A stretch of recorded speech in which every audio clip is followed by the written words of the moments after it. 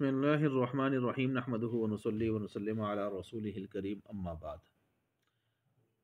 اچھا جی، مشکلات صیغہ قرآنیہ۔ اچھا، صیغ قرآنیہ سے متعلق یہاں پر بات ہو رہی ہے۔ سب سے پہلا جو صیغہ یہاں پر پیش کیا گیا وہ ہے فتقون۔ تلفظ کے اعتبار سے ہم اس طرح پڑھتے ہیں۔ تو اب اس صیغوں کو دیکھ کر عام طور پر یہ ذہن میں سوال آتا ہے کہ بھئی فتقون پس ڈرو، تو یہ امر ہے، تو امر سے کے آخر سے تو حرف علت گر جاتا ہے۔ آپ نے پڑھا ہے حالت وقف ہو جیسے امر نہیں وغیرہ، یا حالت جزم ہو جیسے لم جازمہ وغیرہ آ جاتے ہیں، لما لما، ان لم لما، اس طرح کے جو لام امر وغیرہ جو ہوتے ہیں، تو حالت جزم میں تو آخر سے حرف علت گر جاتا ہے، تو فتقون کے آخر میں حرف علت نظر آ رہا ہے، تو اس سے اشکال پیدا ہوتا ہے۔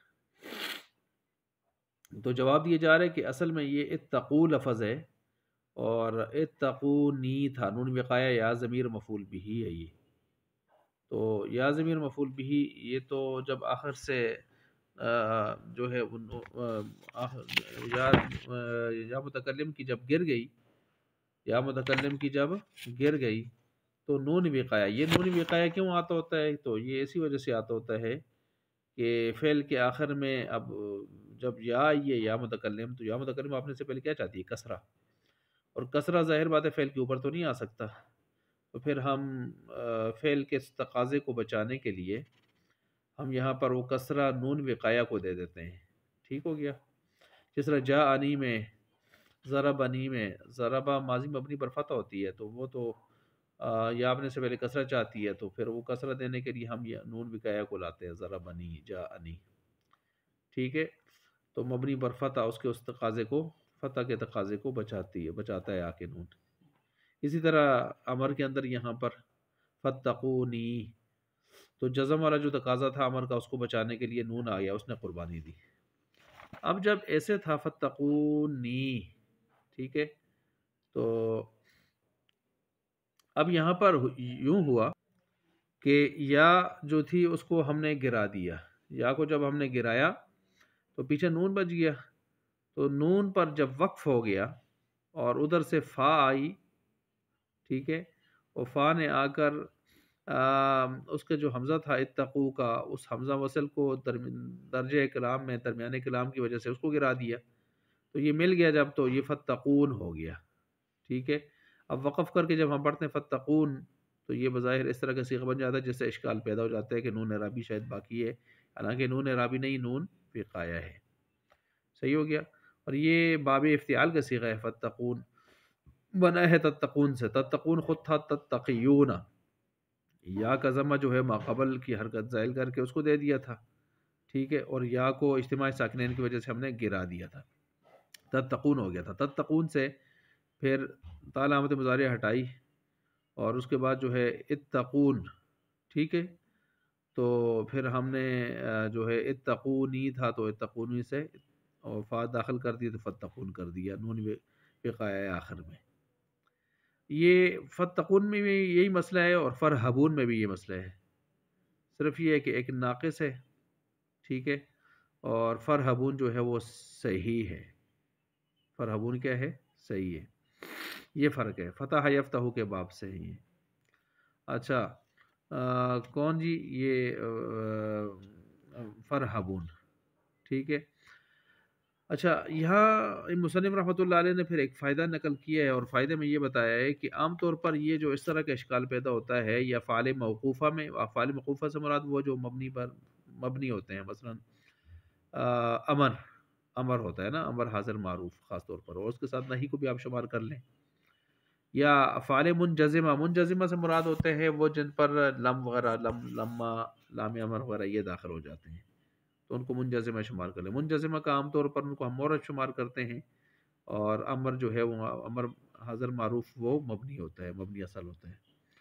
تو ان کے آخر میں جب نون اعرابی لگتا ہے، تو نون اعرابی لگنے سے اور یا کو حذف کرنے کے بعد نون پر جب وقفہ ہم کر لیتے ہیں تو عام طور پر یہ اشکال پیدا ہو جاتا ہے۔ نمبر ایک تو یہ ہو گیا نمبر ایک، جس سے طالب علم حیران ہو جاتا ہے کہ یہ آخر میں جو نون لگا ہے شاید یہ نون اعرابی ہے اور یہ گرا کیوں نہیں ہے حالت جزم میں، حالت وقف میں۔ تو پھر فت جیسے یہاں پر فتقون اور فرحبون ہو گیا، وقف کی حالت میں اشکال پیدا ہوتا ہے۔ یہ نمبر ایک ہے، یعنی افعال موقوفہ یا منجزمہ میں آخر میں جب نون وقایا اور یا ضمیر لگتی ہے اور یا ضمیر گر جاتی ہے اور نون وقایا کے اوپر ہم کیا کر لیتے ہیں، وقف کر لیتے ہیں، تو عام طور پر یہ اشکال پیدا ہوتا ہے۔ یہ نمبر ایک ہو گیا۔ نمبر دو یہ ہے کہ جب آپ جو ہے بعض صیغوں کو ملا کے پڑھتے ہیں تو ملانے کی صورت میں پھر ہم درجہ کلام میں وسط کلام میں حمزہ گرتا ہے تو اس وجہ سے یہ اشکال پیدا ہوتا ہے۔ مثلا یا ایتھا النفس المطمئنہ ارجعی، اس میں تو کوئی مسئلہ نہیں ہے، لیکن جب آپ پڑھیں گے مطمئنہ ترجعی، ترجعی جب پڑھیں گے نا تو ترجعی اس تلفظ میں پھر اشکال آئے گا، ترجعی کون سا صیغہ ہے؟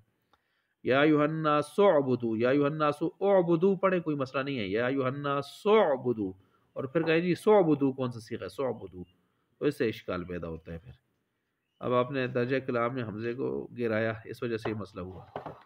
اچھا، اس کے ساتھ ساتھ جو ہے یہاں پر یہ بھی ہو گیا کہ قیل ارجعوا، لرجعوا، لرجعوا میں قیل ارجعوا پڑھیں تو کوئی مسئلہ نہیں ہے، لیکن قیل لرجعوا، تو لرجعوا میں یہ ظاہر بات ہے یہ پھر مسئلہ بنتا ہے اور یہ چیز سامنے آتی ہے۔ اچھا، اسی طرح جو ہے رب ارجعون، بر، ربی، رب ارجعون، ربی ارجعون، ارجعونی تھا، یہ بھی اسی فتقون اور فرحبون کی طرح ہے۔ تو اب کوئی پوچھے جی برجعون، رب برجعون، ہاں جی بتاؤ جی برجعون کون سی صیغہ ہے، تو ملا کے اس طرح پھر حمزے کو جب گراتے ہیں تو پھر اس سے اشکال پیدا ہوتا ہے۔ تو گویا اشکال پیدا ہونے کا یہ دوسرے مقام ہوتے ہیں۔ پہلا مقام کون سا ہوا جو آپ کے سامنے، وہ وہی ہوا کہ افعال موقوفہ اور منجزمہ پر جب نون وقایا اور یا ضمیر لگتے ہیں، یا ضمیر گر جاتی ہے، نون وقایا پر وقف ہو جاتا ہے تو اشکال پیدا ہوتا ہے۔ دوسرا کون سا ہو گیا کہ جب آپ صیغے کو ملا، حمزے کو وصل کو گرا کر جب آپ ملا کے پوچھتے ہیں تلفظ میں تو اس سے اشکال پیدا ہوتا ہے۔ تیسرا یہ ہے نمبر 3، ما اور لا جب نفی کے لیے آتے ہیں نا تو یہ ان کو جب آپ ملاتے ہیں صیغے کے ساتھ حمزہ وصل کو گراتے ہیں تو پھر بھی یہ مسئلہ ہوتا ہے۔ یہ عام طور پر ایسے باب انفعال میں ہوتا ہے اور اسی طرح باب افعال میں یہ عام اس طرح ہوتا ہے۔ باب انفعال میں مثلا ما اجتنبا آپ پڑھیں مجتنبا، ما انفطر من فطر، ٹھیک ہو گیا۔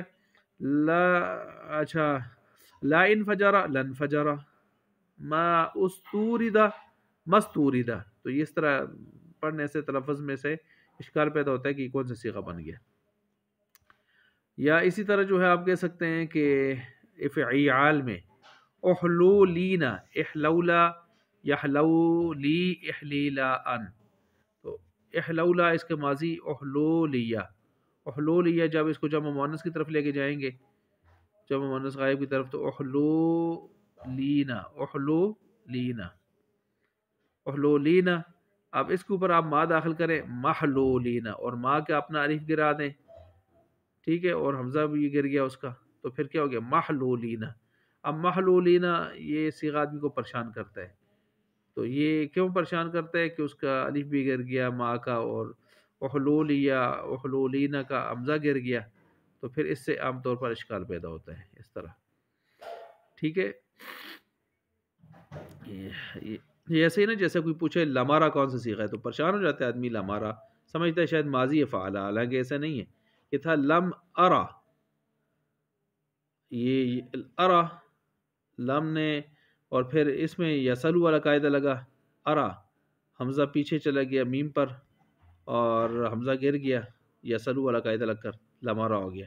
دیکھنے میں یہ فعل فعال ماضی لگتا ہے لیکن یہ اصل میں لم ارا یہ فعل مضارع ہے، رآ یا را سے، اور فعل اب مضارع مجزوم ہے لم کی وجہ سے۔ اچھا جی، تو محلولینا اس طرح، اسی طرح مضروبینہ کا جو صیغہ ہے وہ بھی اس طرح ہی ہے۔ مضروبینہ عام طور پر یہ سمجھتا ہے کوئی آدمی کہ ضربہ یضربو سے شاید مضروبونہ سے مضروبینہ شاید حالت نصب جری میں چلا گیا، حالانکہ ایسا نہیں ہے، یہ تھا اضروبینہ، اصل میں یہ بھی وہ اضرابو، اضرابا یضربو اسی سے بنتا ہے نا، ازری بابن، ازری بابن، افعیعالن، ٹھیک ہے۔ اچھا، تو یہ اسی سے بننے والا ایک تھا، تو افعی، بلکہ افعی لال ہے، افعی لال ہے یہ والا، وہ دوسرا اوپر جو تھا محلولینا وہ تھا افعیعال، یہ ہے افعیلال، کون سا؟ اضریباب والا۔